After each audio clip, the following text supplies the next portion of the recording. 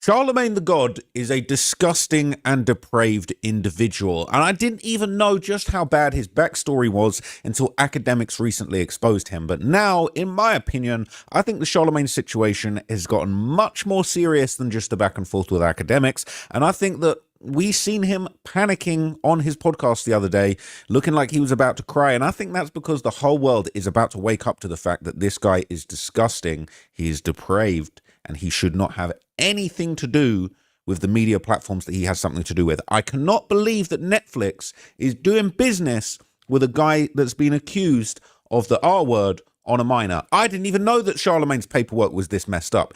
It's disgusting. And I gotta say, shout out to academics for bringing it to everybody's attention. But what academics put out there is only the tip of the iceberg. I couldn't believe this. So look, let me just remind you what's going on right now, okay? Academics declared war on Charlemagne. They were kind of going back and forth. And essentially, academics received word that, you know, people were kind of plotting against him. But what's crazy is it sounds like Charlemagne kind of tried to play both sides of this situation. Basically, Charlemagne sort of said he got word that people are targeting academics, and academics is feeling like he's doing some divide and conquer stuff, and he's not rocking with Charlemagne anymore. He feels like Charlemagne's working with Jay-Z against academics and Drake and Grand Wizard and just the whole crew over there that, you know, they're on that side, and the old heads, all right, they're over there on this side. But the jig is up. Not just for Jay-Z, but the jig is up for Charlemagne too. I'm telling you, after you find out what's in this video, the jig is more than up for Charlemagne. Be careful who you associate with. That's odd. I'm going to tell you why that's odd. Because even if you don't know where this info came from, it is ironic that only people that align a certain way gets the info. It's not everybody that has the info. It's a certain people that have the info. Shout my man Charlemagne. He gave me a call. He said, this was going around. I seen it. So what? Where'd it come from? I don't know. Oh, okay. Charlotte, if I wasn't supposed to air you out on that, it's okay. But listen, I got to get to the bottom of this. I hear Laura LaRosa got it in the background. What Laura LaRosa got? What? Then I hear, you got like, one of the stooges that was on this show, and then this other guy that don't like you, and I'm like, what's going on here? Now, like for anything, I like to address things head on. But with that, I don't like doing proxy wars. I like to just kick it off. I tell all y'all eat a straight up. All y'all eat a y'all ain't stopping nothing. All y'all can eat a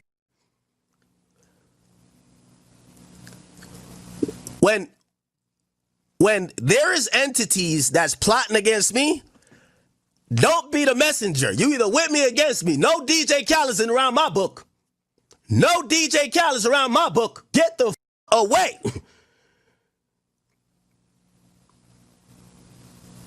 Now, I want to get into a few things. Now,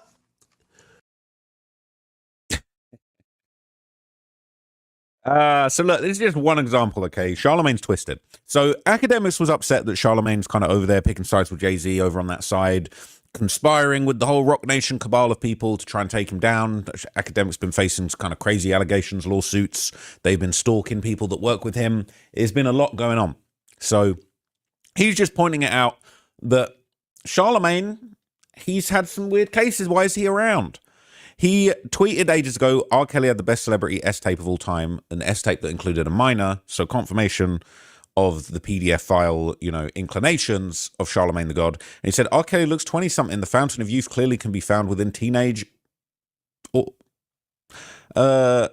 excuse me?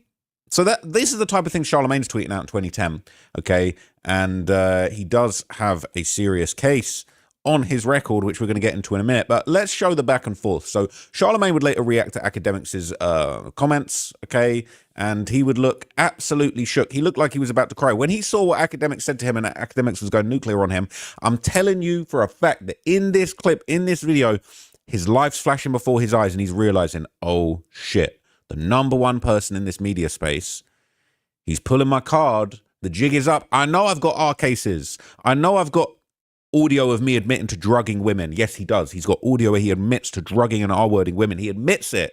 He's proud of it. He thinks it's funny. and he tried to sweep it under the rug. Well, the jig is up, and this is the moment where he realizes his career's over. It's done. With that, you know, I don't like doing proxy wars. I like to just kick it off. I tell all y'all either. When there is entities that's plotting against me, don't be the messenger. You either with me or against me. No DJ Khaled's around my book. No DJ Khaled's around my book. Get the away. My bro really said, see that again. We're just going to see the. No DJ Khaled's around my book. Get the away. You can stop here. Yeah, you can stop it here. Jig is up. All right. Jig is up. He's finished. All right. They said gulp. He really said gulp. Okay. Charlotte got caught moving info around and then acting like you don't know where it's coming from. That's the shook part. Ak basically said, yeah, Charlotte was feeding me stuff, and Charlotte's whole defense was just throwing his hands up like some innocent bystander when he's the one with the platform pushing it. Schultz had to step in with the sarcasm to save him from completely falling apart. Can't talk down to people, then play dumb when you get called out. That's the real issue. Gulp. All right. Yeah, because it's one thing if Academics does, he'd definitely be having people shaking in their boots. All right. They're saying, stay in your little echo chamber. Rock Nation wouldn't be so pressed over his meme page if he was as insignificant as you try and make him seem. That's a fact. They're shook. All right. And they ain't been able to take down Academics page. They ain't been able to stop Academics. Megan Thee Stallion, livid that Academics been promoting this Tory Lanez narrative. Now, I disagree with it. I think Tory Lanez shot her. I think Tory Lanez shot her and he deserves to be in jail. But hey, they ain't thinking that over there, okay? And they've had Megan Thee Stallion on the ropes, right? They've had her on the absolute ropes. And she's pissed. Rock Nation are pissed. Now Jay-Z, the jig is up there, pissed. They're all over there. Jay-Z is never going to acknowledge Academics, but Academics is the biggest, all right? Academics is the Drake of hip-hop media. Jay-Z is the Jay-Z of rappers, all right? I don't know if that makes any sense. But basically, the jig is up, and Academics is going to be absolutely smoking all of these fools, okay? And look, this is just how powerful he is, all right? I don't have to agree with everything he says to acknowledge how powerful Academics' voice and his opinions are. They said he made SZA cry her fat ass to sleep, arguably ruined Lil Baby's career, facts. Helped ruin Meek's career, absolute facts. Destroyed P. Savage, or whatever the F his name was career, I don't know who that is, must have been gone. Tore Nav down a peg when they beefed, etc. Say what you want, but dude certainly has power and influence. He was voted most influential by Complex twice, and everything I said was facts. Like it or not, that man has more influence and power than your favorite blogger. All right, some of y'all even replied bringing up a dog shocking R word, like what? They're pissed. All right, they're pissed. He ran from Hassan Piker after being brutally shitted on during a 2-hour debate. He joined the MAGA forces soon after that. He's good at snuffing out loser morons, but Ak is an idiot when he's speaking to anyone about whose brain doesn't revolve around hip hop. How comes your boy Hassan got absolutely smoked on LBC? All right, he looked like he got hit with a shot collar on that one. It's an Ak is smarter than people think, but the truth is he's actually smarter than them all. Ak doesn't trust Joe Budden or Charlemagne because they have no problem having platforms co-signing people who talk crap about him and then claiming they don't take sides. He attacks Rory, Mal, Mona, but don't think he ain't ready to crash out on Joe Budden and Charlemagne. Ak has worked with Budden, and Budden low-key doesn't punk Ak anymore. Charlemagne did this same shady stuff with Joe Budden until Budden was straight up, I'll bring up your past. All of the things Charlemagne has said or been accused of is nothing to dig up his past. Also, he definitely got outed as a snitch. Ak is just not trusting a culture vulture dude out of the country who isn't black. Wait, what? But he is more assets because he can throw dirt on Shah and Ak can say it wasn't me. Personally, Ak doesn't like Shah and he needed a reason. All right. They're saying this segment from their pod was the saddest attempt at manipulation and attempting to carry out a narrative I have ever seen in a minute. Ak revealed that Charlemagne is the one that told him shit behind the scenes, and now Charlemagne is struggling to explain who is giving them this information. Charlemagne would repeatedly state some rumor as an incriminating fact and throw his hands up and say, I don't know where it's coming from. You the biggest voice by a mile saying it. The way this dude kept embarrassing himself, at one point Schultz sort of tried to save him by sarcastically enlightening him that being biased for Drake wasn't a federal crime. Okay? I know it was so obvious. He doxed the guys like 4 times. Andrew was simply being logical and dismantling any Charlemagne arguments, talking like there's a big investigation going on. It's a civil suit. They're literally fighting against a Twitter account and an Instagram page. He's mad because they brought up more details in his R case. Like he's allowed to push narratives on people. Boy, he had them excuses ready for Jay. Andrew even brought up his support for Kendrick. Okay? This is the problem. Charlemagne, he want to talk all this shit about other people like the skeletons in his closet ain't underage girls. All right. So he accused Drake of running the Academics TV page, which is kind of ridiculous. But He used to run Academics TV, but he gave it to George and Drake. And Drake. So now we believe that Drake I don't know. I don't putting out 3 albums. I'm not saying I'm believing any of this. And tweeting. I'm just saying what's happening. It's ridiculous, right? Even Schultz is like, so you're telling me Drake's putting out 3 albums and he's running Academics TV. Do you have any idea how much Academics TV posts? Here it is. What a brilliant ad for this, right? Right there where I needed it. Look how much they post. 18 minutes ago, 21 minutes ago, 23 minutes ago. You telling me Drake doing this? Drake? 26 minutes ago, Jay-Z hugging his MAGA Republican friends. The jig is up, right? So look, you telling me Drake got the time to post all of this every damn near 2-3 minutes? Finesse 2 times. Trump getting eating a folded pizza. What are we doing? What they posting all the time? They posting constantly. Adrian Brody. Oh my god. That's you tell me Drake running that page. This guy is dumb as hell. He's just a liar. He's a busy guy. This guy. Yeah. All I'm simply saying is they do come to the defense a lot. Oh, of course. A lot. That's where the bread is buttered. A lot. And after Jay-Z dropped his freestyle this Saturday, he got off me for a second and they just went straight Jay-Z, you know? Well, we got to talk about that freestyle. Well, we will. And I just think I'll put a button on it by saying I think that maybe... Because liking someone is not a crime. Like, you love Kendrick, you think he's an amazing artist. Nobody would ever assume you're getting paid to defend Kendrick. It's not. But I just think it's... Liking Drake is not a crime. It's not just that it's not a crime, but the lunacy that you would suggest because a page, Academics TV, is likes Drake and is favorable to Drake. It must be run by Drake. It must be run by Drake. That's the only explanation. Like, this page, like... It's run by Drake. I think Drake finding time. Bro, you sound like an idiot. You sound senile and old. He's sounding senile and old. He's pulling the Alzheimer's card, which I guess is the card that he keeps up his sleeve for the next time he catches an R case so that he can go full Cosby. But anyway, here are the full details about this situation, okay? I was going to kind of break everything down for you guys in kind of like a neat little package, okay? DJ Academics calling out Charlemagne and Joe Budden over double standards. So Academics reacted to the recent comments by Charlemagne the God on Brilliant Idiots, accusing him of acting unaware of conversations happening on X/Twitter, while allegedly paying close attention to everything being said about him behind the scenes. According to Academics, Charlemagne recently gave him a heads up regarding information and documents allegedly circulating about people associated with him, Drake, Nicki Minaj, and others. However, Academics believes the situation raises more questions than answers. Academics' main argument: Charlemagne appears to know more about what's happening than he publicly admits. People connected to Academics' team were allegedly being monitored, harassed, and investigated. How on earth would Charlemagne know that? All right. It says Academics says he's standing by his associates despite warnings to distance himself from them. I believe that might be a reference to Dabrand, who is, one of Academics' most fearsome soldiers when it comes to the info wars. It says he claims loyalty to his team is something you won't compromise on. And I'll keep it real with you. When I met Academics last time in Vegas at ComplexCon, he was breaking me down how he looks after his team. Academics more loyal to his team than anyone, and I'm trying to do more to be loyal to my team based on shit Academics told me he does for his team. I'll leave it at that, right? But the way Academics moves, he number one. I was just trying to soak up some Academics telling me how he handles things with his team and his generals. He loyal to the soil, man. So Academics also stated that while he doesn't believe he and Charlemagne are direct enemies, he finds it very suspicious that information about his circle being targeted made its way to media personalities before reaching him. How does Charlemagne know that Academics' crew, his team, is being harassed and stalked IRL behind the scenes? How does he know that? All right. And he acting like he oblivious to what's going on online, but then he knows about you being harassed and tailed. Sounds like you're tapped in with the people who are responsible for it. So Academics says, if my people are being targeted, I'm going to defend them. I'm not the type to abandon people because someone told me to. He further claimed that throughout his career, he received damaging info about both Charlemagne and Joe Budden from outside sources, but he never used it to attack them publicly because he preferred to compete through content rather than personal scandals.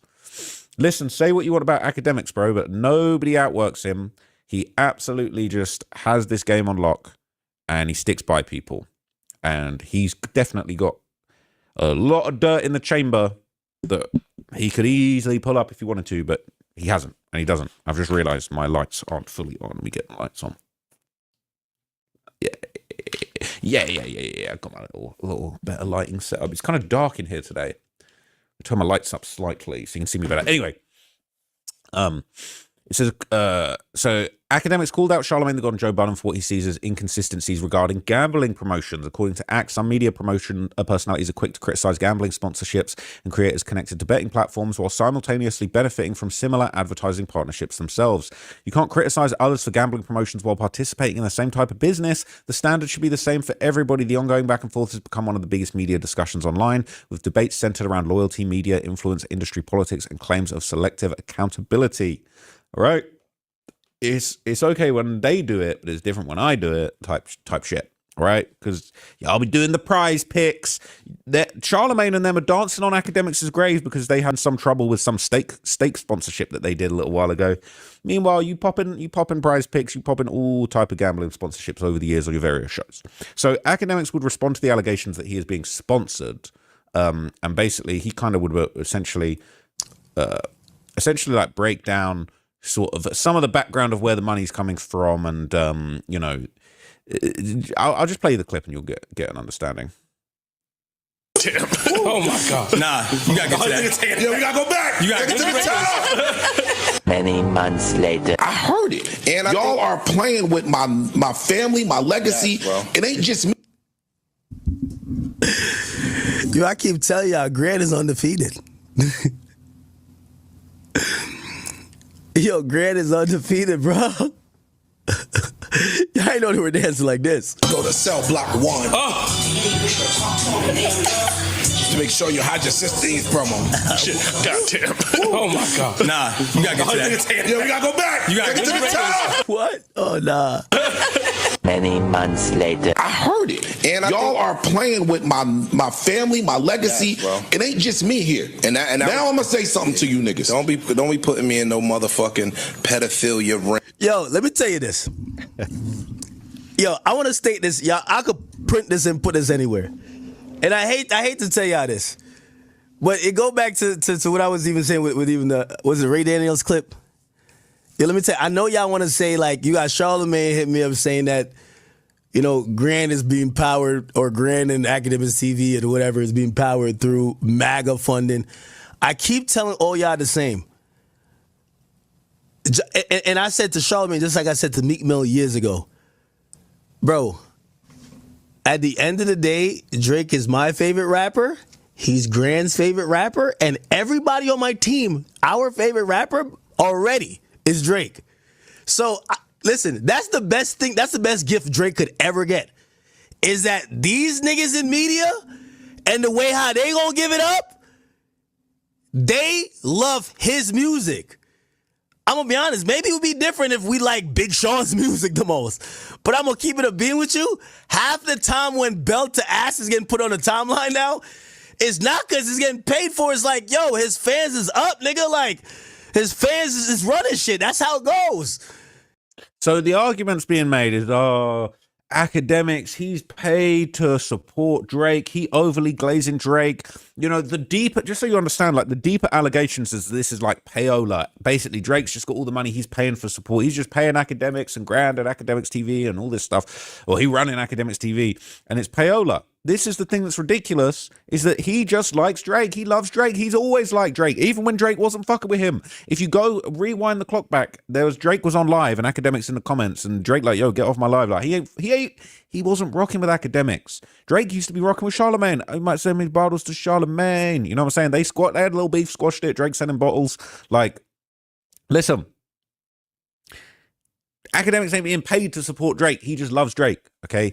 And then that's the thing, that he exposes the hypocrisy. Then you talking about you over here on Joe Budden podcast, you all dance into Not Like Us. Are you guys getting paid? How come that clip didn't get copyrighted? How come everybody else's clip reacting to get Not Like Us? How comes everybody else's one gets copyrighted but yours don't? What's going on? That doesn't make any sense. So Charlamagne's playing with fire, because not only is he a hypocrite, but like, he's got so many skeletons in his closet. He's got so many underage skeletons in his closet. It's wild that he would even throw stones at anybody else whilst living in such a house constructed of glass. But since then, Academics has decided to twist the knife. He's been bringing up the old Charlemagne allegations, okay, and it is pretty bad. So it says Charlemagne the God is now facing renewed legal attacks from lawyered up R-word accuser. This was back in 2023, okay? This renewed interest in this case back in 2023, we're going to get the details on how disgusting Charlemagne was back in 2001. This is absolutely, it makes my blood boil, to be honest with you. So that after Charlemagne the God sought to have a 2001 essay lawsuit against him tossed for lack of evidence, the rapper and radio personality faces renewed legal attack from the now lawyered up R-word accuser. In 2001, 15-year-old Jessica Reed alleged that rapper and DJ Charlemagne the God, whose real name is Leonard Larry McKelvey, R-worded her during a party he threw in South Carolina. At the time, McKelvey pleaded guilty to a lesser charge of contributing to the delinquency of a minor, but denied any essay took place. He was sentenced to 3 years probation. I don't know about you, but if I'm accused of R-word a minor, ain't no plea, ain't no, we clearing my name. Ain't no plea, ain't no, well, you know, I got out, I denied any essay. Contributing to, bro, ain't no nothing of a sort. We taking that to trial, we taking that all the way, okay? Some people do make false allegations. Some people make real allegations. Justice takes its time. But if it truly isn't true and the evidence would truly show that, you would take it to trial, take it all the way. It's not true. I'm going to prove it. You playing it down. He playing it down. All right. So it says, while an arc-it was conducted that confirmed an assault had taken place, police arrested McKelvey shortly thereafter, but the case didn't go very far. Reed became uncooperative, allegedly at her mother's behest, who thought the teenager would suffer more with public attention. The prosecution felt that they could not convict McKelvey without Reed's assistance. She probably scared. All right. So it says with the tools and technology of justice have evolved with cases involving personal violence, the state must have the witness to prosecute, wrote the Ninth Circuit solicitor Scarlett A. Wilson in 2018. Too often the key witnesses will not come forward in support of criminal prosecution. Reed has since attempted to reopen the case with limited success. So she not happy with the case. Okay. She not happy with the case. She's tried to reopen it a couple of times, right? First in 2018, again in 2022, with renewed lawyer backing, Jessica Reed is moving to reopen her complaint in 2023. Said among the roadblocks Reed has faced, McKelvey and his attorney filed documents in 2022 refuting that the DNA from the alleged 2001 incident matched his DNA, thus proving he maintained innocence. Here's the problem. I'm pretty sure, I'm not going to go too crazy, but that don't mean that he didn't. And if multiple people and some people left DNA and some people didn't, you got a problem. Okay, so it says Reed persisted in broadly disseminating her. This is his filing. This is Charlemagne's filing. Reed has persisted in broadly disseminating her unsubstantiated claims, ignoring that the South Carolina solicitor in 2018 declined her request to reopen the case due to lack of evidence, while confirming that no basis existed to bring essay charges against Charlemagne. The filing reads, well, that's weird, because back when it happened,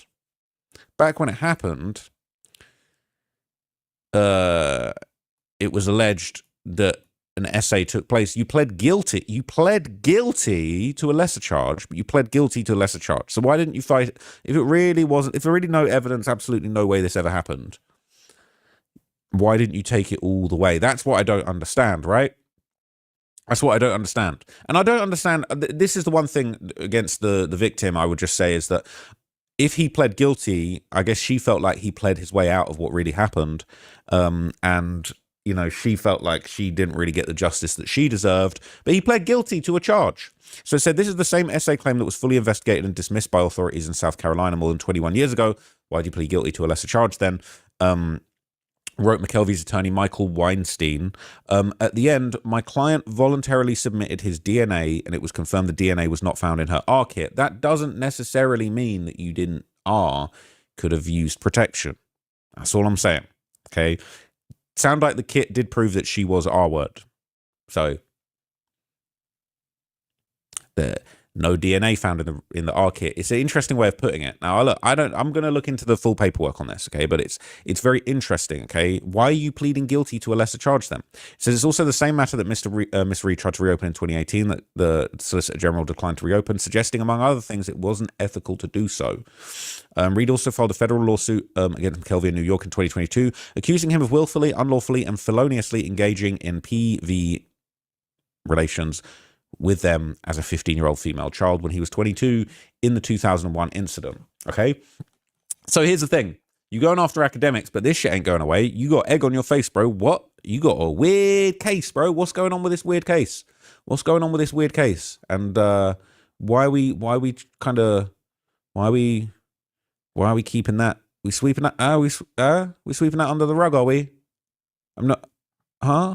Where's the what's going on? Where's the case? So it is actually here, okay? It says, in 2001, McKelvey was accused of SA after a party. He denied having relations with the accuser and cooperated with the authorities, providing DNA evidence which failed to support the claim he had S with the victim. This reads like it was written by him, right? The SA charges were dropped, and he later pled guilty to a misdemeanor count of contributing to the delinquency of a minor, for which he received 3 years probation. So the way that this worked is kind of all backwards, right?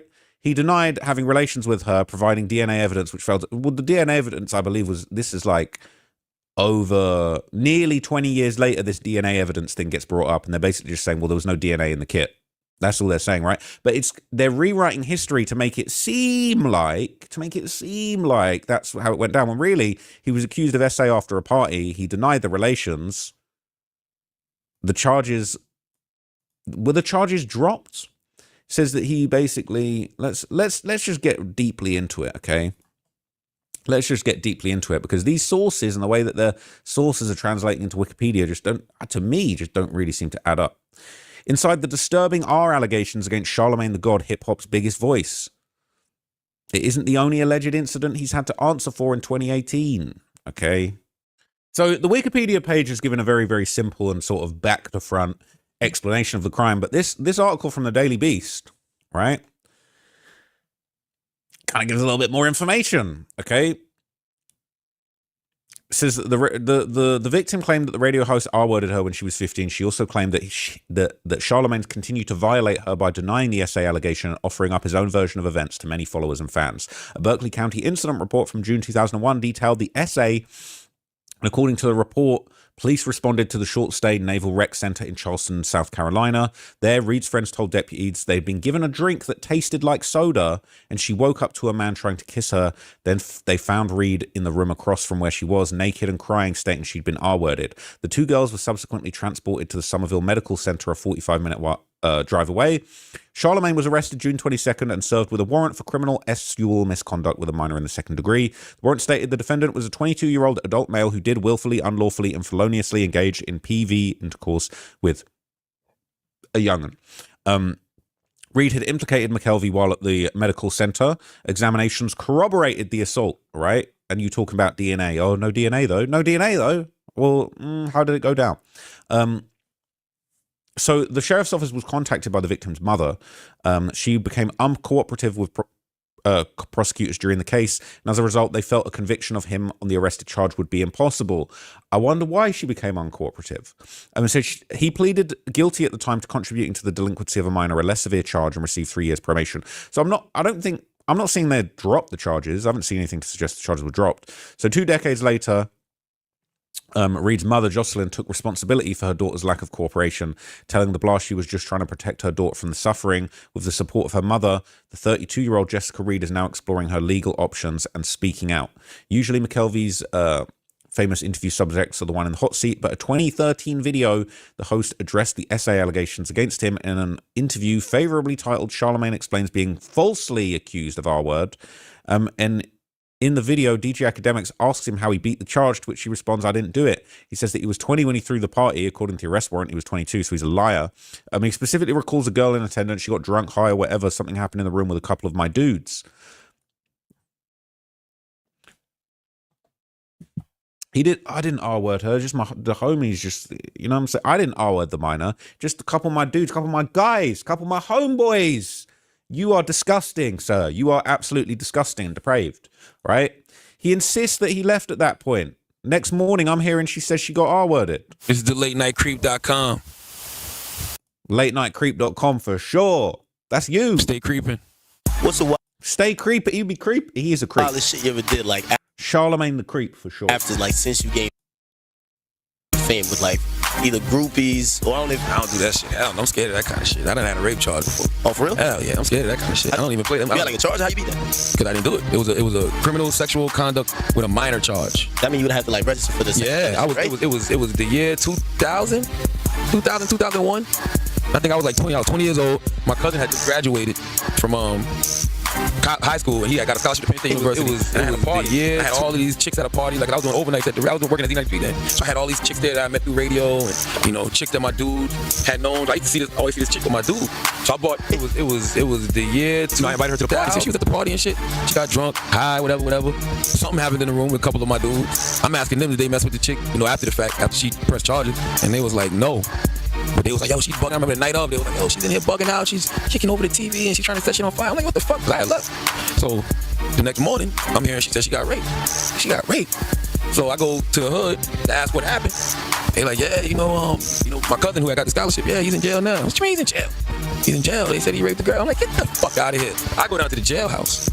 Talk to the detective myself. No, they got no one for me. I just told the detective, like, look, I take full responsibility for anything that happened in the house last night. You gonna take the case? No, I told her, I said, Father, because I asked around, anybody fuck up? Like, yo, nobody got raped. Yada, yada, yada. They didn't even have my cousin in custody. My other cousins was fucking with me because they was mad they didn't get invited to the party. Hating ass motherfuckers. None of the stories adding up, is it? Ain't adding up at all. So my cousin wasn't even in custody, so I went down to the jailhouse for nothing.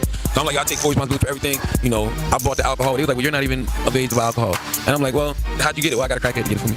Whatever. So we're not there copping out pleas. Yeah, they had to do shit. Yeah. So, he was 22 at the time, right? So he's a liar. 2 weeks later, they come and arrest me for criminal sexual conduct with a minor. So I had to get blood and hair follicles. Oh, you going down there to initially explain it? Why are you giving blood and hair follicles if you're only being arrested for buying alcohol for a minor? It's cap. Nobody else depending on. So being that I went down there and took full responsibility, lock him up. Did it get through? You got indicted on it and everything, or? Now I went to court. Went to court and they reduced the charges to like contributing to the delinquency of a minor because I had to give blood and all DNA samples and it wasn't me. Whoever touched it wasn't me. So you ain't get no jail time over that? Nah, I got like probation, like 4 or 5 months probation or something like that. Yeah. Something like that's. It ain't adding up, is it? It ain't adding up. All right. So here's the thing.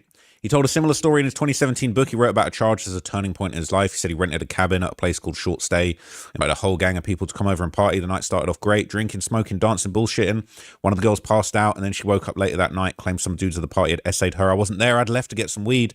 Finally, when I heard what happened, I cleared it out. She got into a dark room with guys to have S. She started to protest. One of them said, relax, it's Charlemagne. So they're saying he's saying the homies are saying they're him. That sounds like nonsense, right? Police came and arrested me a few weeks later in connection to the assault. They took blood and hair samples, released me the same day. Eventually, the SA charges were dropped. However, the blast reported that Reed was seeking legal representation, attempting to reopen her case. So she was trying to reopen the case, okay? It said basically they're honoring his original plea deal and can't reopen the case, right? The technology has evolved, but the state is required by law to honor the agreement they made with Charlemagne. It can't be resurrected. That's fine. Okay, fine. This is the late night. But here's the thing, right? She's saying outright, I was drugged and R-worded by him, by Charlemagne, that he invited me to. I was only 15, right? The state, they didn't even try and hold him responsible. They allowed him to plead guilty to a lesser charge and agreed to dismiss the remaining charge, which was the R-word. She said, I was uncooperative and traumatized about what happened to me. For many years, I've suffered because he violated me and he continues to violate me on the radio, in his book, and on social media. He jokes and laughs about drugging women and R-wording them when they're incoherent. Okay. He does be saying that. Okay. So there's various clips of him basically. Another video surfaced in 2015 where he basically was saying that he describes putting the aphrodisiac Spanish fly in a woman's drink and having S with her while she was drunk and not coherent. That's what he's out here doing. I'm on the wrong page.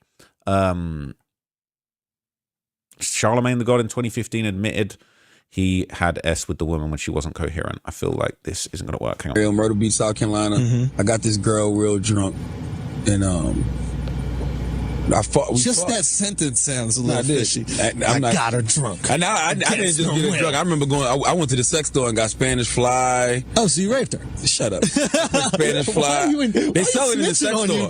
I'm telling the truth. They sell it in the Spanish store. I had to fucking. They sell knives at the store too. You could put that to a girl's throat and have sex with it. That doesn't mean it's illegal. So I put the Spanish fly in the E&J. We drinking the E&J and shit. So in my mind, I don't know if this shit really worked, but I felt like I got horny as a motherfucker too. Right?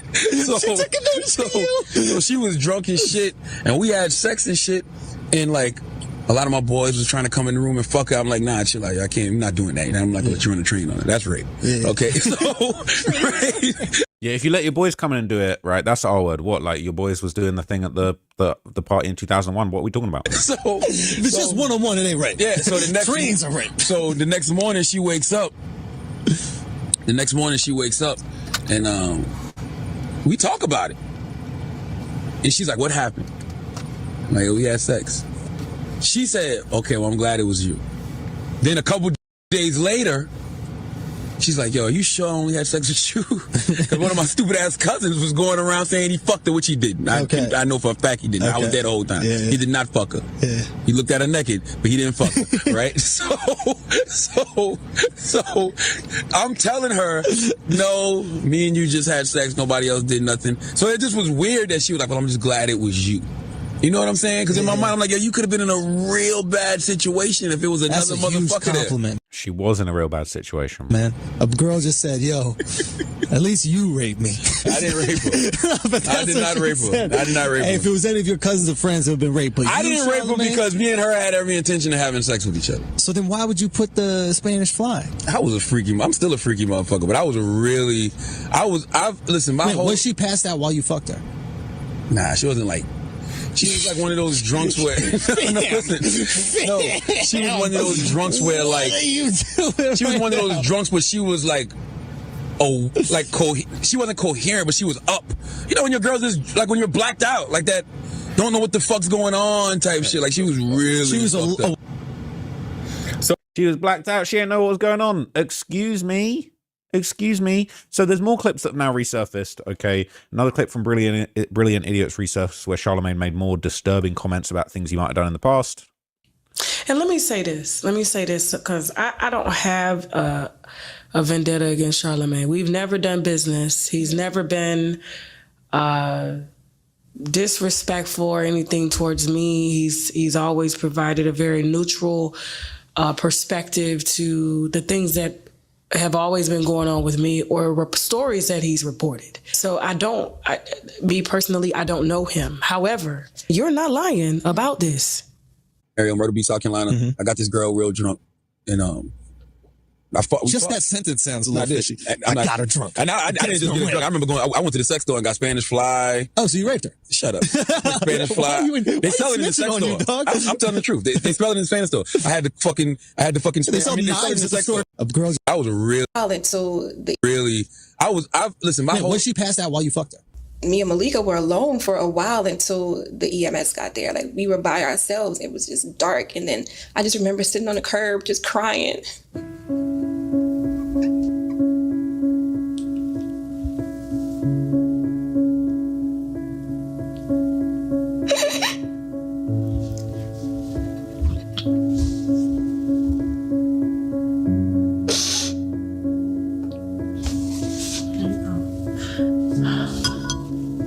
I remember sitting on the curb just crying. And I was holding on to Malika and I said, Malika, I love you. And she said, I love you too. And it's just so sad, you know, when you actually see the impact of these horrible crimes on the people that, you know, have been the victims of them, it just breaks your heart. My bad. I thought that last clip was going to be this, but it was the same case as before. But this is the other case that I wanted to mention where he basically admitted to R-wording his wife in an interview. He said it, all right? So in the undated interview, which surfaced on Twitter, it basically said, he said the first time he did it with his wife, so I keep telling you, I've told you this over and over, a lot of the things guys did, especially when we were young, that were R-word, that we didn't consider R-word. I'm married to my wife. Me and my wife dated a whole year. She wouldn't give me no pee. Me and my wife hung out one Saturday night. She got sloppy drunk, passed out, and I got it. I got the pee. She was effing me back and all that, but she was really drunk. I asked her yesterday, yo, are you the first time we had S? And she goes, I mean, in hindsight, yeah. He's saying he communicated that wrong. He just communicated that wrong. I've told y'all this over and over. I've been trying to find this clip for ages. They've tried so hard to scrub this from the internet, but I've found it, finally. It's a lot of things that guys did, especially when we were young, that were rape, that we just didn't consider rape. And I'm married to my wife. Me and my wife dated for a whole year. She would not give me no pussy. Yeah. Me and my wife hung out one Saturday night, and she got sloppy drunk and passed out of my mama's house, and I got that pussy. No! Damn, while she was passed out? Yes, I mean, she was fucking me back and all that, but she was really drunk. So I asked her yesterday, I was like, yo, did I rape you the first time we ever had sex? And she looked and she goes, I mean, in hindsight, yeah. No. That's what you're dealing with. So Charlemagne the creep, all right? He's disgusting. He's gross, all right? Men that behave this way are absolutely just depraved, all right? He deserves a beatdown, and he got a beatdown outside Hot 97 that one time. So at the end of the day, all right, this guy has skirted justice for too long. And that clip of him on The Brilliant Idiots looking absolutely panicked when he realized he's going to war with academics. Going to war with academics is a dumb enough decision to make, let alone when you got all these skeletons, these underage skeletons in your closet. It's insane. This guy is an R-word. He is an R-wordist, all right? I don't even want to say it, but you know what I'm saying. He's admitted that. He has admitted that he is an R-word. So fuck him, basically. Can't wait for him to be out of the hip hop conversation. Don't care about his background. Don't care what he's done for the culture. He R-word. Get the fuck out of here, bro. You a bitch. All right. So I'm quite happy to participate in the downfall of Charlemagne. You know, it's not about academics. Academics just so happens to be on the front lines of this situation. I've always thought Charlemagne was a creep. I've always thought that he was a waste man. He's definitely a legendary figure in the hip hop history as far as the interviews that he's done. But he a bitch. The way that he treats people is horrible. The way that he treats women is disgusting. He should be in jail. He deserves to be locked up. And that's my thoughts. So there you go. All right. See you later.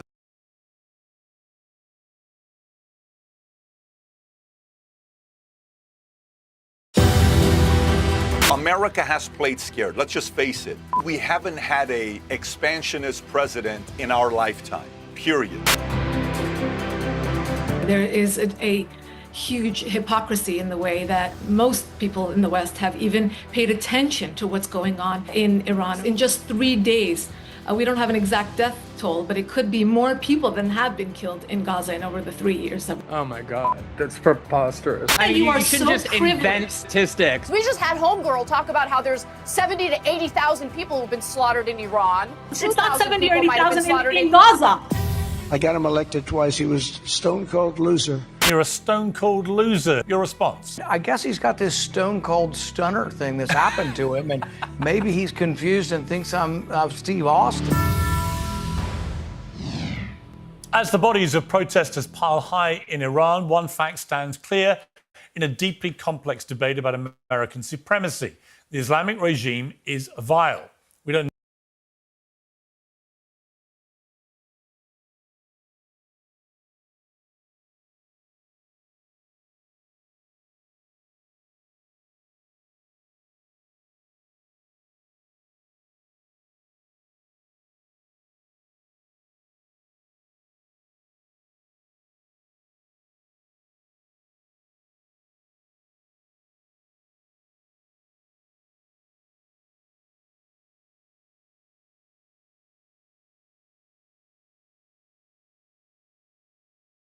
One of the most embarrassing downfalls in social media and celebrity culture is Floyd Mayweather. He is probably the brokest millionaire or the brokest billionaire that you're ever going to meet. This guy rise and falls every couple of months. Apparently his spending is completely out of control. He's going broke and bankrupt, but every single time that the music is about to stop, he manages to pull a quick little multi-million-dollar fight out of his ass. It is insane. So in this video, I'm going to be breaking down some of the depraved downfall of Floyd Mayweather, how he essentially... it's weird. He's like rich and broke at the same time. It doesn't make any sense. So this article back from 2013, it said that Floyd Mayweather will never ever go broke. And a potential $100 million payday was kind of getting him gassed up at the time, okay? So it's just so weird. Like, I'm going to recap some of the dialogue around Floyd Mayweather over the years and just compare that to what's actually going on with his life and his finances right now, okay? So... it says Leonard Ellaby, the CEO of Mayweather Promotions, has heard all the stories about the voluminous number of boxers who blew their earnings from the ring and woke up broke, often found on the street. But no matter how badly things go in the future for Floyd Mayweather Jr., Ellaby said that there's no conceivable way he could ever wind up in that position. Ellaby and Al Heyman, Mayweather's de facto manager, worked together to handle Mayweather's business portfolio. So Mayweather showed reporter Tim Keown of the ESP magazine a banking slip that indicated a balance of $123 million in just one account. Ellaby told Yahoo Sports on Thursday that he thinks Floyd Mayweather and golfer Tiger Woods might be the only athletes that have more than 100 M's in their bank accounts when they retire. Says Floyd's going to retire with 9 figures in the bank. Tiger Woods has a very good chance of doing that as well. I can't think of anyone else who's done that or who looks right now like they might even do it. So it said Mayweather is guaranteed a staggering $41.5 million to fight Canelo Alvarez on Saturday in a pay-per-view bout that was generating record business. So they said that fight has a chance to become only the second boxing match in history to exceed 2 million sales. So it says Ellaby gave a brief glimpse into Mayweather's private business world and said the $41.5 million check that he gets on Saturday is a mere pittance compared to what he might get if the fight breaks all-time records of 2.5 million pay-per-view sales. So the sky's the limit on how well this fight does, Ellaby said. You've got to remember, we're not in no situation. We're controlling what's going on. We're dictating the terms. So if it goes through the roof, then it is what it is. He stands to make a whole lot of money in this fight. He drew out the word whole for several seconds, arched his eyebrows, and beamed as he spoke. You know they get into the bag. Says Mayweather's not just going to add a few million extra dollars if the pay-per-view does well, according to Ellaby. Listen, if this fight goes through the roof, Floyd Mayweather could make $100 million in this fight, as sure as we're standing here talking. Okay? Says that seems virtually impossible given the math. For the sake of argument, assume average purchase price is $70 since the HD version is $74.95. The standard definition is $64.95. That's a lot for one fight. Golden Boy CEO Richard Schaefer said sales skew slightly in favor of the high definition version and further assume that the fight sells 3 million pay-per-views, which would beat the existing record by 25% and doesn't seem possible. That would generate $210 million in net revenue. In pay-per-view, half of that money goes to the cable, satellite, and telephone companies that distribute the fight. That would mean the promotion would net $105 million out of the pay-per-view sales. To get $100 million, Mayweather would have to earn $58 million in pay-per-view revenue out of that $105 million. But Ellaby insisted he was telling the truth, even if he wasn't divulging details. I don't want to get all into the specifics, he said, but he wouldn't back down on that figure. In the last 6 years since the De La Hoya fight and counting Saturdays, Mayweather had earned $153 million in purse guarantees alone. That doesn't include pay-per-view upside that he would have received. Ellaby said Mayweather has made a great amount of money from investments and said Mayweather has significant real estate holdings. Prime real estate, Ellaby said. Prime, I'm talking about commercial. He has a large investment in prime commercial real estate. He's made a lot of money from investments, particularly in the last 2 years. Ellaby said he has no fear that Mayweather will blow the fortune after his fighting career, the way that former heavyweight champions Mike Tyson and Evander Holyfield, among many others, did. Never, Ellaby said. Floyd has a tremendous advantage because he's seen the pitfalls and the things that have happened to other fighters going back a long, long time before him. He's educated himself. He couldn't even read. And surrounded himself with top-flight financial advisors. Floyd has a number of billionaire friends who have helped him and given him sound advice. In this world, it's all about who you know. There are things that are not available to this segment of people that are available to other segments of people. And Floyd's taken advantage to all of that. So they're saying he's never, ever, ever, ever, ever going to go broke. Well, I'm not sure I believe that because Floyd's over here doing stuff like this, flexing excessive spending. He's got a car collection that rivals the Sultan of Brunei. We got options. I got about 100 cars. But right here, we like to call it the Sweet 16. Lambo, Ferrari,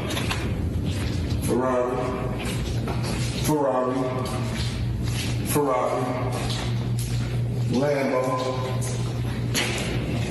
Maybach, a Maybach. He don't even know how to pronounce them. I would wager he doesn't even know what models he's got. I doubt he even knows which Ferraris he's got. And I'm a car nerd. Whatever you want to call it. Of course, the McLaren, the original McLaren. Bentley, Rolls,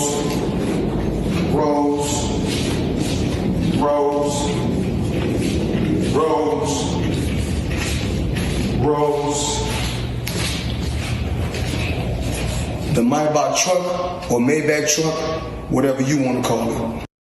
So I just don't understand why. It's just so you can be like Rolls.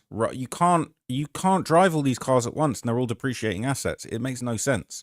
All right, some of those Ferraris are going to appreciate in value. Let's be real. Some of those Ferraris are going to appreciate. Got some nice ones there, but some of these Ferraris ain't. All right, this one looking like, what's that? A Portofino. Are you going to lose money on that? You know what I'm saying? The Lambo, depends what Lambos he's got, depends what Maybachs he's got. This looking like a 2015, this one looking old as hell. So look, all right, I ain't got no Maybach, I ain't got Rolls, but you can see how dumb this guy is being with his money. And apparently I'm hearing that he's got a car collection like this at every single crib he owns. I'm hearing at every house he got the same shit. Rolls. Not Rolls, sorry, Rolls. What's the point? So about 6 years ago, 50 Cent, who was close with Floyd Mayweather at a certain point, he claimed that Floyd is broke. He'd been broke for a minute, and that's why he's doing all these exhibitions. Do you think he should step back in the ring? I think he got to right now because the money gone. So the money's really gone? Yeah, that's what you think. It's fight, get the money, spend the money, fight. All that money? Yeah, it's been 2 years. Rolls. So is it just his overhead is so high on a...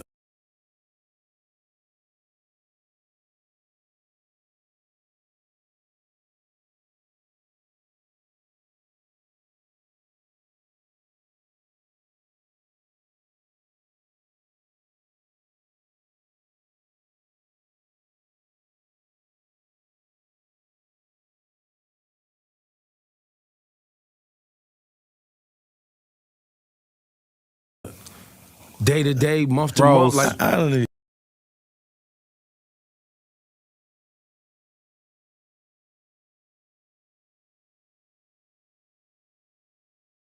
I don't even want to talk about it. Like within lifestyle, that money's gone. Trust me. Now it's like if you call him, he'll be at your local hosting in a nightclub because you need that action right now. 50's hilarious, bro. But he's saying he need that action. He's saying Floyd's so broke, he might come and host your party. I might got a little birthday party coming up that I could use Floyd PAing at. All right, he ain't gonna be able to read the teleprompter, but we just need him in the building and can run. Got a couple bands for him.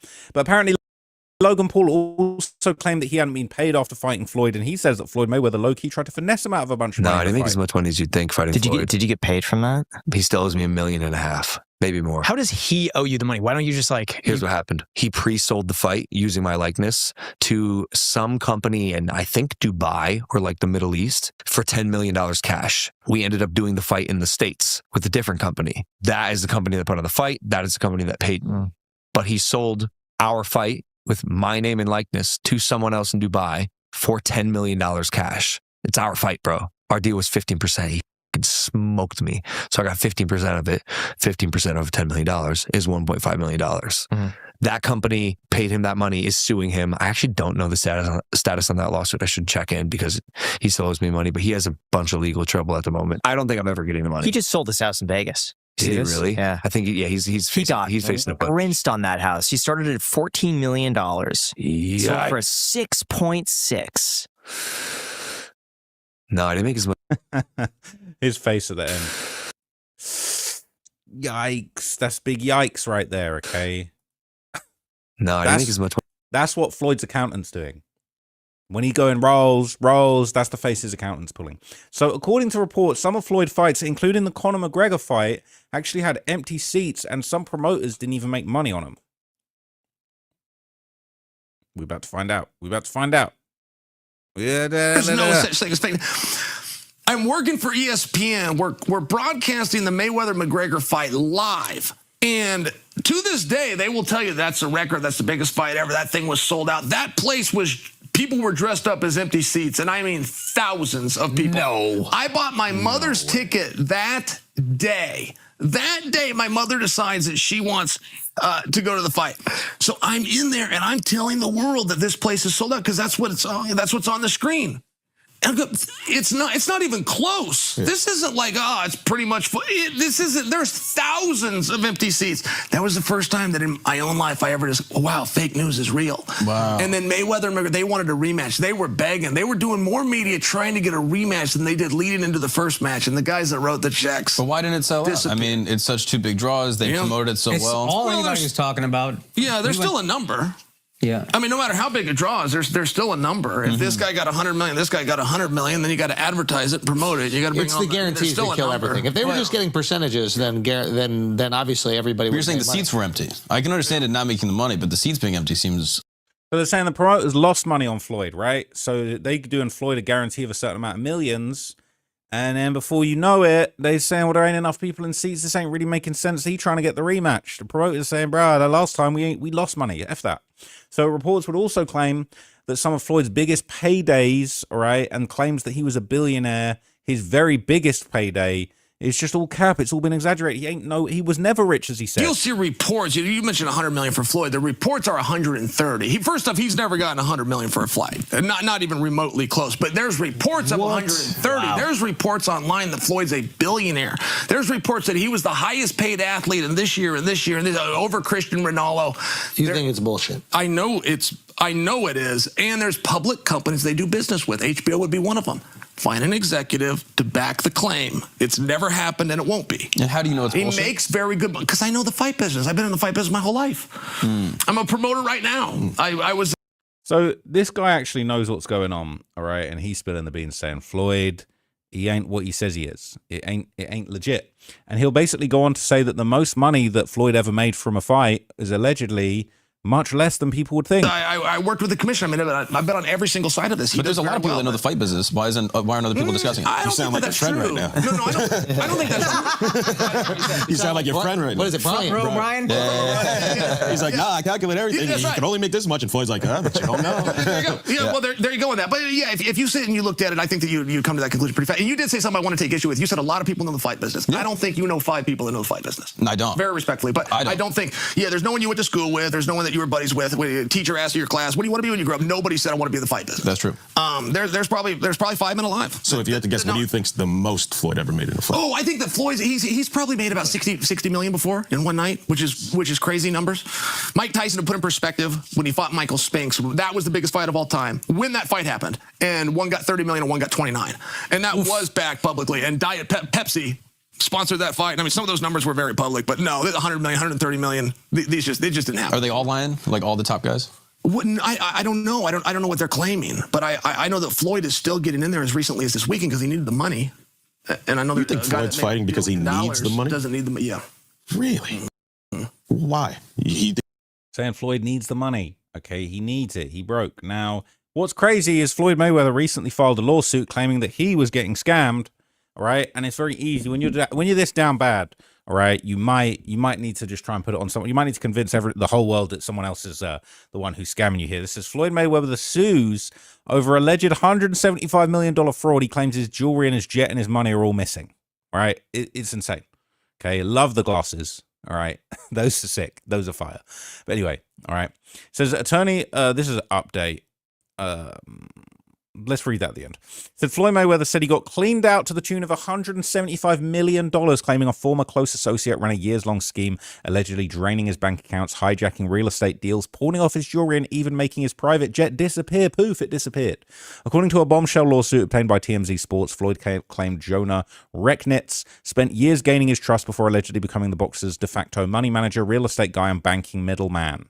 Now, Floyd Mayweather says it was all one giant setup, and in the suit, Floyd accuses Recknitz, along with A.L. Frist, Frist Apex Ventures, and attorney Alexander Seligson of orchestrating a massive fraud operation that allegedly rerouted millions of dollars through fake investments, unauthorized wire transfers, and shady business entities. Look at him there with all of his money. According to the jaw-dropping claims, Floyd says roughly $100 million worth of bling was handed over to Miami jewelers for about $13 million in return. He says a huge chunk of the collection is still sitting with the dealers. The lawsuit even includes an alleged text exchange where a jeweler threatened to start liquidating Floyd's pieces if payments weren't made. And Reichnitz allegedly replied, agreed, thanks. So Mayweather also says he wired $7.5 million into what he thought was an investment deal, but claims the investment never happened and the money disappeared. Beyond that, he alleges another $15 million tied to a realty settlement was transferred out without his permission. It doesn't stop there. He says he unknowingly signed paperwork transferring ownership of his Gulfstream jet with the buyer section left blank, and he says he still doesn't know where the aircraft money went. They ran off with his jet. How the fuck can you run off with a jet?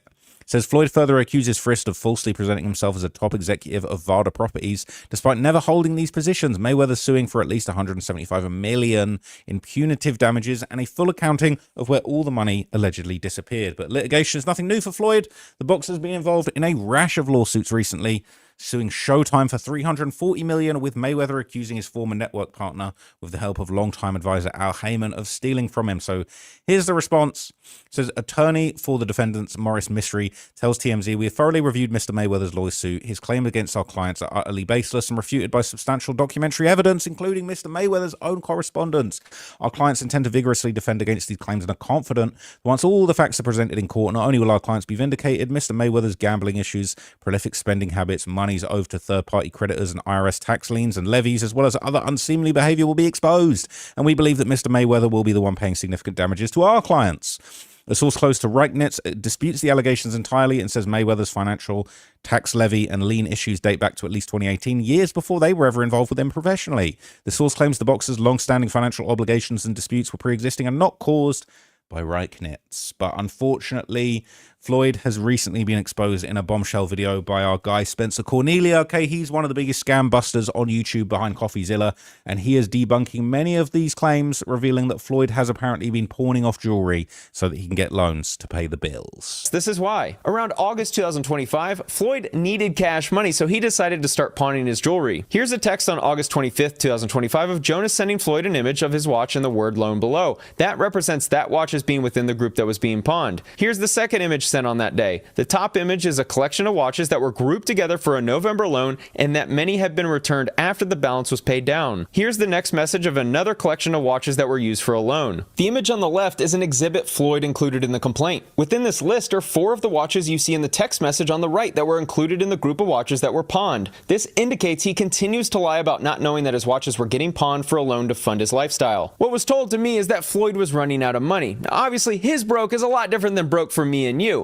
but at this time he needed money, so he decided to pawn $13 million from his watch collection. He does have his own jet and has flown private for a couple decades, and he has an extensive exotic car collection. But what has been shared with me is that his lifestyle is so expensive that he constantly needs to take out loans against all his assets, and it's fine when he's fighting and making money because he can pay the loans back, but it's kind of like musical chairs. Here's Floyd texting about having to give up all of his jewelry and watches and all of his women's bags. Further, he sent the text, "Don't forget about my ladies' Birkins, also that's a part of the $13 million. In December 2025, Floyd texted, "Please keep me updated on my jewelry and Birkins, thanks." Back in March, so around 7 months after he began pawning, he texted his pawn shop lender asking about the balance he owes so Jonah knows what the number is. Jonah, as Floyd's manager and the one who handles all the financial transactions, is the one who ensures that all the loans are paid off. The lender responds $1.85 million in checks, $10.8 million in jewelry, and $1.47 million in fees. And he mentions needing another $360,000 by Friday so the fees don't keep adding up. Floyd received the $13 million for pawning watches in his supposed $100 million watch collection. Jonah shared with me that people pay up to 3% per month, which is why the fees were so high. That loan was almost paid in full. If you reread Joel's message, it makes sense. Joel says, "I have recouped everything and hasn't had to sell any pieces. All that remains is another $360,000 so Floyd doesn't have to pay any more fees." In case you aren't following, Joel can sell the watches that were pawned if Floyd doesn't pay the $13 million back. But he didn't need to sell watches because he was paid back and made $1.5 million in fees. So Floyd out here doing these sort of shady deals, and then he paying millions in fees.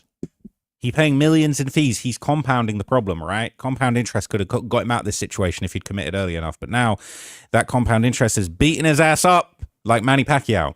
So Floyd reportedly spends $20 million a year, and his jet was actually sold off to pay his loans. It didn't disappear. It didn't do the dynamo David Blaine disappear out here. Apparently it was sold to pay off his loans. Dude, does anyone remember this fight? It was in 2015, 11 years ago. And this fight was in 2017. Al Heyman had to advance Floyd money from this fight because Floyd had already spent all of his money. All of this spending is not new. It's been going on for years. So think about this. It's been 9 years since that fight. Let's assume Floyd spends around $20 million per year, which is pretty reasonable given his lifestyle expenses. That would have meant he spent $180 million since that fight in 2017. He's always posted pictures with cash money because it's his branding. And he certainly has had a lot of money at one point.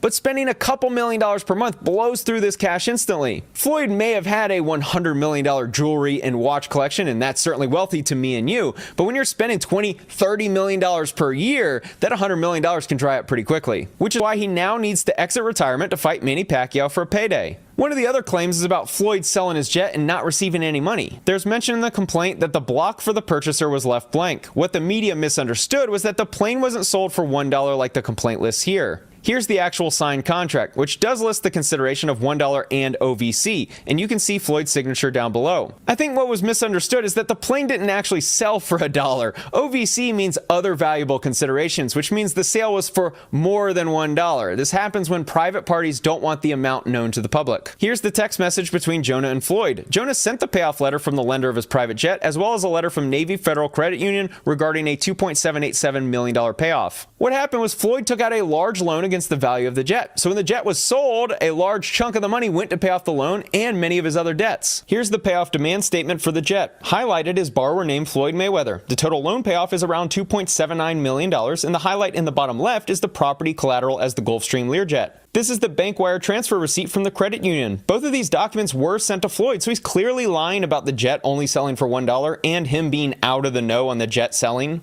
The picture on the left is Floyd signing the contract, and the picture on the right is Floyd holding the aircraft purchase and sale agreement right after signing it. Does he look disappointed in the terms of the sale? This is the text Jonah sent to Floyd in September 2025, indicating that the house and airplane contracts were done, and Floyd responded, "Let's go." To make it even more clear that Floyd knew about the plane purchase and the terms of the purchase and sale, here's a text between Floyd and Jonah where Floyd writes, "Can you call me about the plane, please? I need for you to update me, please." And Jonah responded, "Plane is ready to close."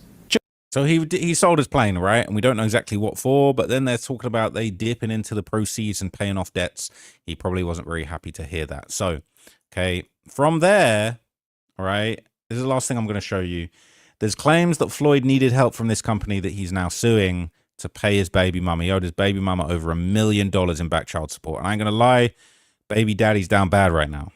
Floyd Mayweather fathers baby with dancer, ordered to pay $1 million in back child support. Jonah told me that Frist Apex Ventures assisted with paying his child support, meaning his lawsuit against them is even more perplexing. I found the court documents with his unexpected baby mama. Floyd did not deny being the father and was not happy with the news. He was angry and blamed her for getting pregnant. He attempted to force her to have an abortion and then blocked her from phone communication and text when he realized she was keeping the baby. Sounds like a great father. I even have the text messages between Floyd and her, but I'll blur for privacy reasons.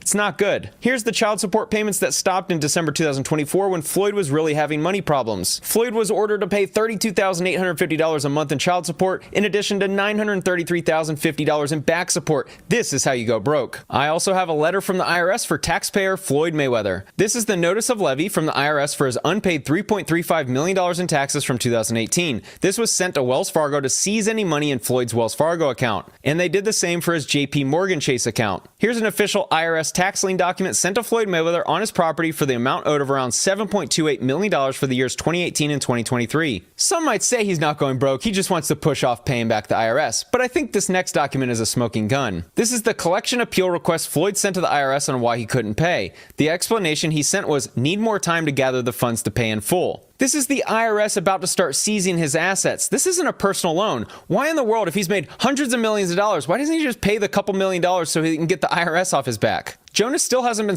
It doesn't make sense, okay? So look, it does seem like he's broke. It seems like everybody's known that he's been broke for a minute, but now the chickens are coming home to roost. He pawning stuff, he's selling airplanes, and then he kind of backtracking and blaming other people trying to sue them. It's insane. Okay, I think the Floyd Mayweather downfall is going to be crazy because he'll fight Manny Pacquiao, he'll probably get another massive payday, and then he'll blow through that too. He hasn't got the habits. I've met a lot of people in my life that they're broke, they always have money problems, but when you drill into it, you find out their spending habits, their attitude towards money is broken, okay? I'm very conservative with money. I save a lot of money for I save half of my money away from my taxes, and then usually there's a little bit, once that tax bill comes in, it's a little bit less than what I've got. And then, you know, maybe that's when I might treat myself to something in a year, or, you know what I'm saying? Next year when I do my taxes, if there's a little left over, that's when I'm ball out, buy something nice. You know, that's when you might want to buy a new watch, new car type thing. But Floyd Mayweather ain't moving that way, okay? the way things are sounding, I might be richer than Floyd Mayweather. I don't know. He might be in negative net worth, all right? And one thing, I've got no debt. I don't be rocking with no debt, zero debts, okay? No student loan, no nothing, all right? So I don't know about Floyd Mayweather. Zero baby mamas over here. But anyway, it is what it is, okay? So look, I will keep you guys updated if anything else happens with Floyd. I do find him fascinating. I might do a full documentary on him on the main channel soon. And if I do, you'll be sure to see it, okay? Even though that channel doesn't really get pushed like this channel, which is weird. But hey, right, we moving and grooving, we still working, okay? This channel's overtaken my main channel, to be honest with you guys. We still running it. I still got my team going, but really this is where it's at, okay? And I'm very, very grateful that you guys are enjoying this video. We running it up, we getting that bag, and we ain't blowing it like Floyd, okay? It is what it is. I will catch you guys in the next video. I'll see you tomorrow. That was my 3 videos for the day. If big news happens, I will update you guys, but I'm gonna go and record some main channel videos for you, and I'm very excited to share them with you. So we're locked in, all right? No more breaks, no more interviews. I'm outside, bam. I will see you guys in the next video. Peace.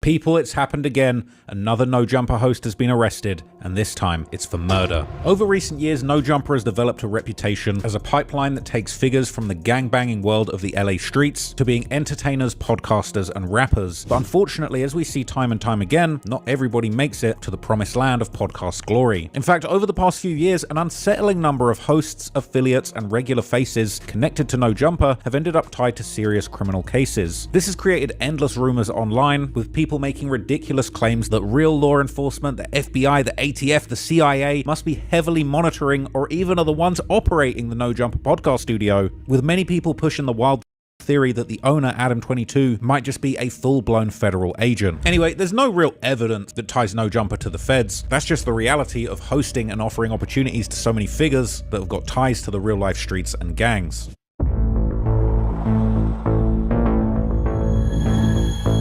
Criminal gangs have historically abided by the principle of omerta, a code of silence. But that was a long time before things like drill music or podcasts became a thing. Nowadays, besides drill rappers like King Von and Lil Durk, who use real-life crimes in their music as an important part of building their brands, there's a whole lineup of podcasts focused on hip-hop culture that blur the lines between entertainment and real gang politics. The likes of DJ Vlad interviewing the most infamous rappers, athletes, gangsters, mobsters, and mafiosos, and most importantly, the No Jumper podcast, which made stars of gang-affiliated larger-than-life personalities like Crip Mac and 4Extra. One of the most infamous hosts of No Jumper in recent years is Rollin' 60s member Brick Baby. His crazy stories from the streets of LA all the way to Atlanta, where he tapped in with some of the most famous rappers and trappers in America, made him one of LA's most beloved podcasters. Brick Baby had a years-long come-up as a podcaster on No Jumper, while also juggling his rap career and dropping numerous songs and music videos, some of which I made cameos in, having become friendly with Brick during appearances on the No Jumper podcast myself. But according to the criminal complaint, before Brick Baby went all in on podcasting,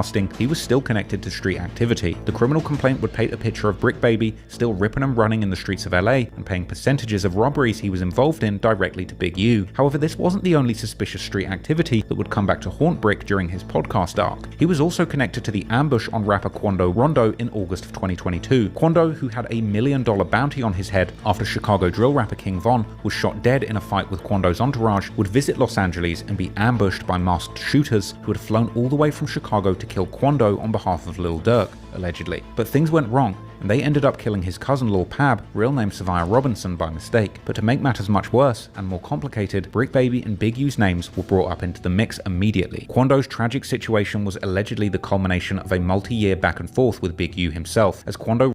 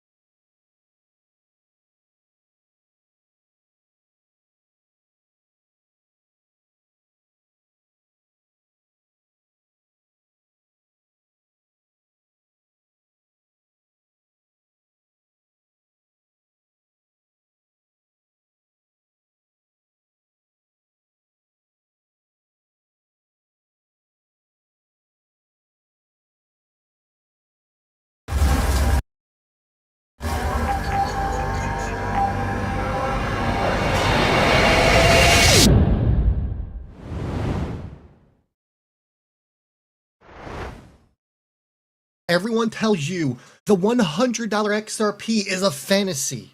It's a meme. It's cope. It's something retail holders say to make themselves feel better about a coin trading at $1 and change. Goldman Sachs didn't get that memo. Because Goldman Sachs, one of the most powerful financial institutions on the planet, a firm that does not make $154 million moves by accident, they just quietly disclosed a position in XRP ETF products. And they did it the same week the Senate Banking Committee passed a bill that would write XRP's commodity status permanently into federal law.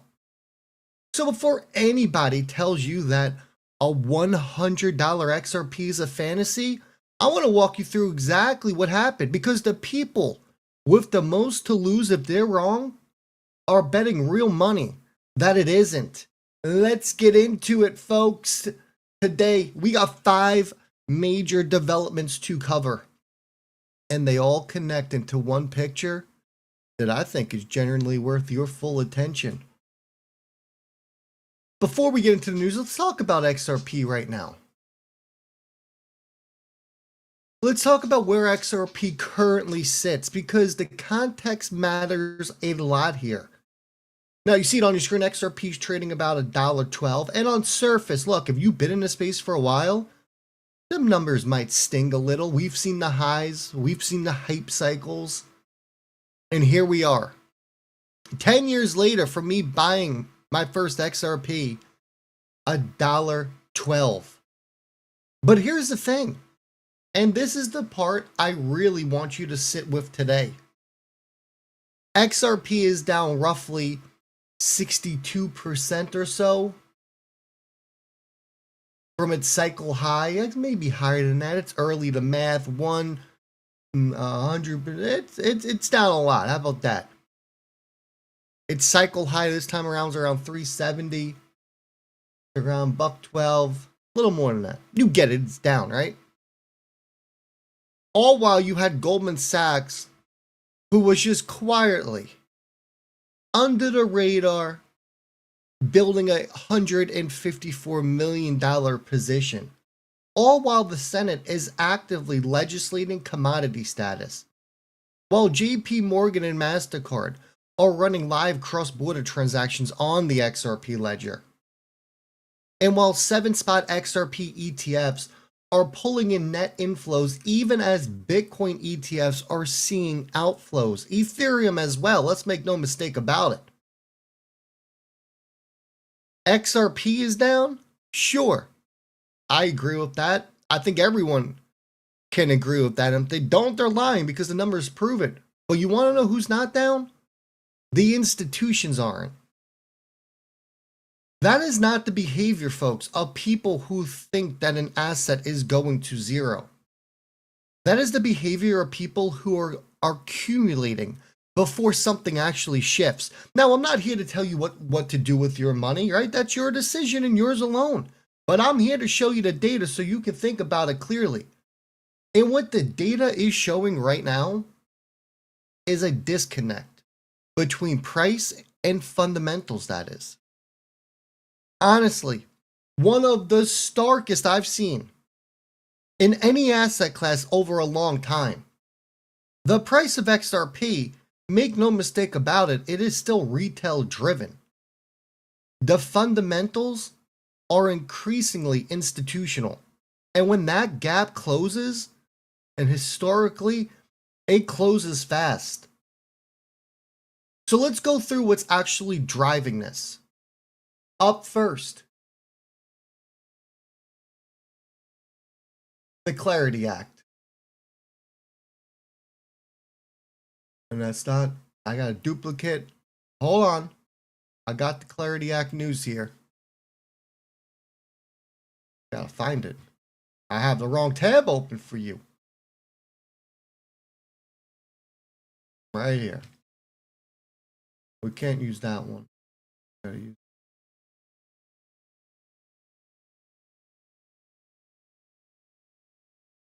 the Clarity Act. There you go. My apologies. It's early. Long Knicks game last night. I'm tired. But let's start with the biggest structural development, because everything else in today's video is just going to flow from this. So as we know, the Senate Banking Committee just passed the Clarity Act, right? They passed it 15-9. That's a bipartisan vote. Bullseye. That means this wasn't a party line fight. Republican and Democrats, they sat in the same room, that's right, and they agreed. I know. We need to write the rules for digital assets into law. That's what they sat down and they spoke about. Beautiful. So what does the Clarity Act actually do? It's very simple. Right now, XRP's legal status, even after Ripple's court victories, it lives in case law. It lives in courts decisions and SEC interpretations and regulatory guidance that can shift depending on who's in charge. That's a problem for institutions that need legal certainty before they can commit real capital. You cannot build a global payment rail on a foundation that a future administration could reclassify overnight. That's the issue here. Well, the Clarity Act, guess what? It fixes that.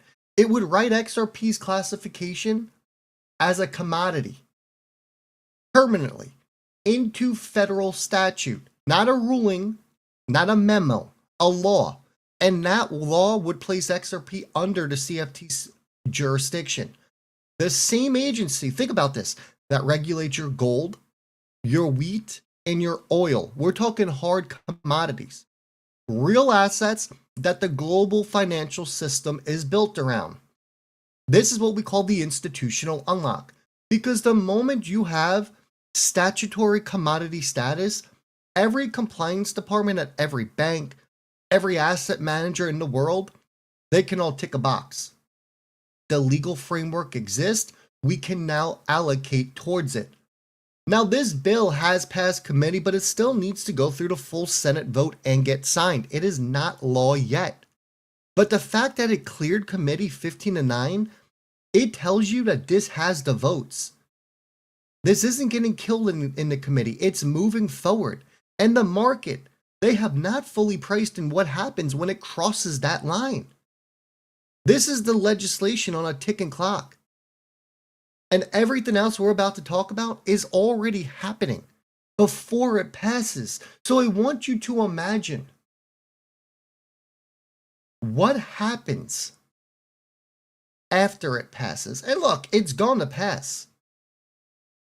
Does it pass by July 4th? Well, that's the million-dollar question. Time will tell. Which brings us over to this, because let's talk about Goldman Sachs. Look, Goldman Sachs disclosed not too long ago they had a $153.8 million position in XRP ETF products. We all know that. We know that news, right? That was big news. Now, I know what a lot of you are going to say, but they sold everything off. Okay. That's all right. That's not a big deal. Smart move. Almost like they knew something. Almost like they knew the price was going to go down. They want to get out of their position. If Goldman Sachs purchased XRP, just say at between $1.50 and $2 for their ETF products, and they had a feeling that we were about to go through a rough patch within the market and they sold it, do you really think, as they're staring right now at XRP at $1.12, $1.15, even $1, you really think that they're not going to buy back in? If you liked it at $1.50 and $2, you're going to love it at $1. Let's just be honest about it. Maybe Goldman just knew how to time the market right. But look, Goldman Sachs isn't alone here, right? We have 7 spot XRP ETFs trading in the US, combined over $1.29 billion. Just a year ago, a spot XRP ETF in the US, everyone said wouldn't happen. It's never going to happen. And it's impossible. Unless it's been less than a year. November would mark your year. That's 11 from 6. What are we? 8 months into having XRP ETFs, we're over the $1 billion mark, and we're about to be over the 1 billion XRP that has been scooped up, and we're still missing the big names. Think about that. The flow of the money here is the signal, and the signal right now is pointing in one direction. This is not retail money chasing a pump. This is institutional capital building a position through regulated, compliant, audited vehicles. That is categorically different, everyone. That is a different type of market participant than what drove XRP's price back in 2017 or 2021. And when that type of capital moves, it tends to move slowly, but it moves with much more weight behind it. Now, let's talk about what's actually happening on the XRP ledger itself, because this is very, very important. At the start of this year, the XRP ledger's total tokenized asset base, it was sitting around $991 million. Today, it's at $3.5 billion. That's a massive increase in a short window. We're only about halfway through the year. And it's not happening because of retail speculation. It's happening because real institutions are putting real assets on chain here. Here's the example that should be front and center of what everyone is talking about. JP Morgan, MasterCard, Ondo, and Ripple. Remember, they just completed the first cross-border tokenized US Treasury redemption on the XRP ledger. Not a proof of concept on a private testnet, not a proof of work. An actual cross-border transaction involving US Treasuries settled on the ledger in under 5 seconds. Think about what that actual sentence means here. US Treasury securities, among the most important financial instruments in the global economy. They just moved across borders on the ledger in less time than it takes you to listen to me read this video. I think it's a pretty good analogy, right? The institutions involved in that transactions, they're not these fringe players you never heard of. JP Morgan's the largest bank in the US. MasterCard's doing billions of transactions globally. These are not organizations that put their names on experiments that do not work. This is the institutional use case being proven in real time. Not in a white paper, not in a conference presentation, and an actual live transaction involving real assets. Now, let me ask you a question. If they're showing you, telling you, demonstrating to you a live transaction, how long do you think they have actually been testing this in the back end? That they are 100% certain that this works. They didn't just wake up one day like, all right, guys, let's test this. We'll do a live transaction. Let's see if this actually works. They've ran through this hundreds of times, fixing everything, making sure that when they do demonstrate this to the world, that it is going to work because they knew how big this was going to be. And think about the growth curve here. Going from 991 million to 3.5 billion in tokenized assets in a matter of months, that's not linear growth. That is the beginning of an exponential curve. As more institutions get comfortable with the tech, as the Clarity Act provides legal certainty, as more assets get tokenized, the amount of capital that needs XRP as a settlement bridge, it grows with it. That's not a marketing claim. That is just how infrastructure works. Which brings us over to this piece. I don't want that one. Yeah, we want this. Ripple's ODL, now operating under Ripple Payments, did over 15 billion in cross-border payments back in 2024. 32% year-over-year increase. And the total volume through Ripple Payments as of January this year is over $95 billion. $95 billion through a system that most of the financial media still treats as an proven experiment. Yeah, you heard that right. Here's the important thing for you to understand about ODL. It uses XRP as a bridge currency to move value between two fiat currencies in real time. When you send money from the US to the Philippines using ODL, you don't want to wait 3 to 5 days for SWIFT to clear it. You don't want to pay 3 to 7% in fees.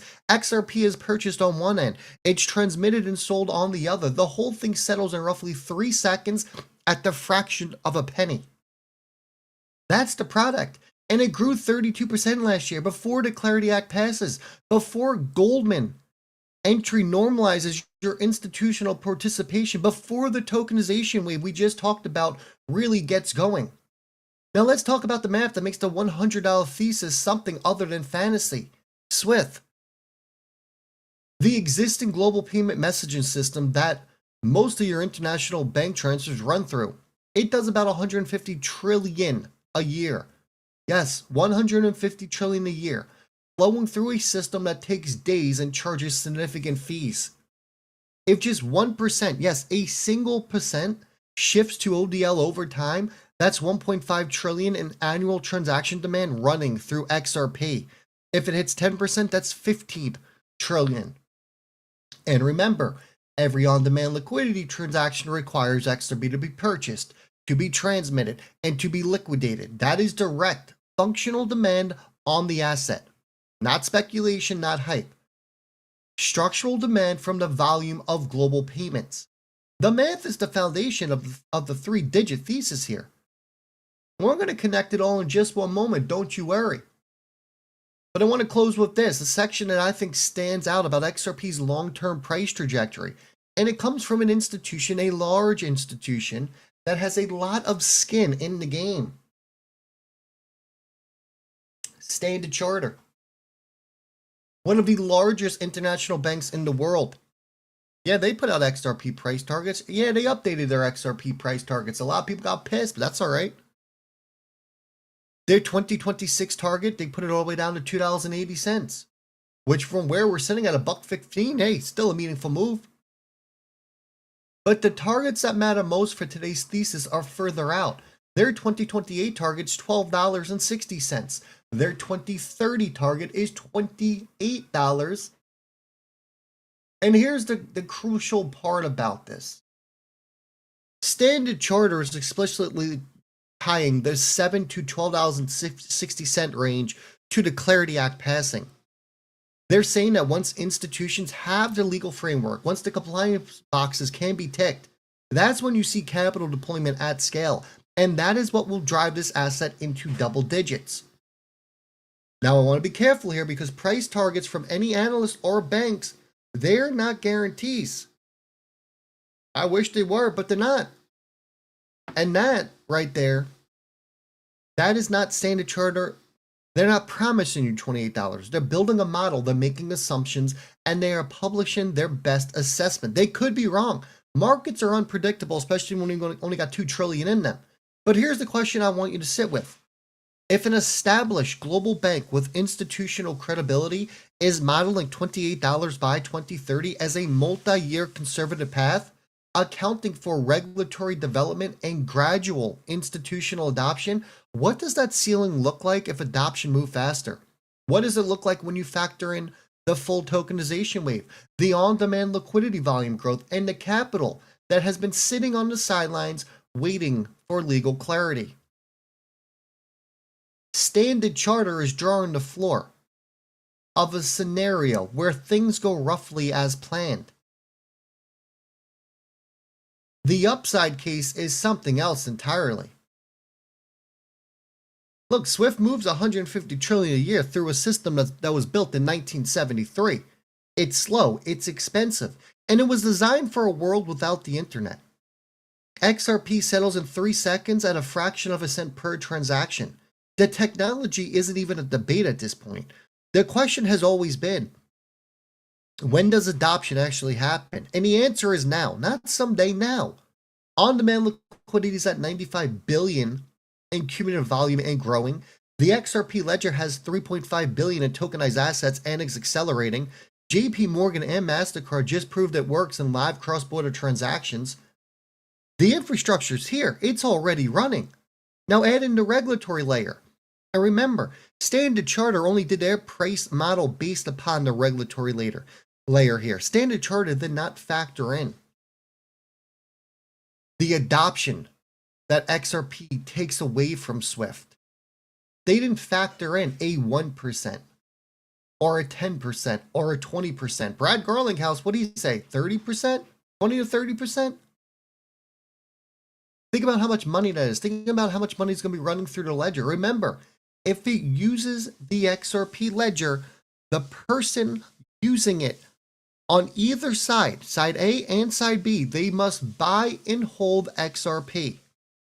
Because I know a lot of you put the narrative out there, RLUSD is going to be used, but look, you cannot use the ledger without XRP. So the people who want to use this piece of technology, they want to use the XRP ledger for anything we just mentioned, they need to buy and hold XRP. And they are going to buy and hold XRP and keep it on their balance sheets. They're going to stock it up. They're not just going to buy 20 and calculate how many transactions they can do. They're going to put it on their assets, on their asset sheet, because they know that it has potential to go up in volume or to go up in price. And they will use it when they need to use it. When you have thousands of institutions from around the world all dumping millions beyond millions of dollars into XRP, what do you think is going to happen to the price, everyone? The price is going to go up. It is going to go through the roof. This is a timing game. That is all this is. We have to have patience because they will test it every step along the way. That's going to do it for me. I hope you enjoyed. Look, as always, hit that like and subscribe. I'll see all y'all on the next one.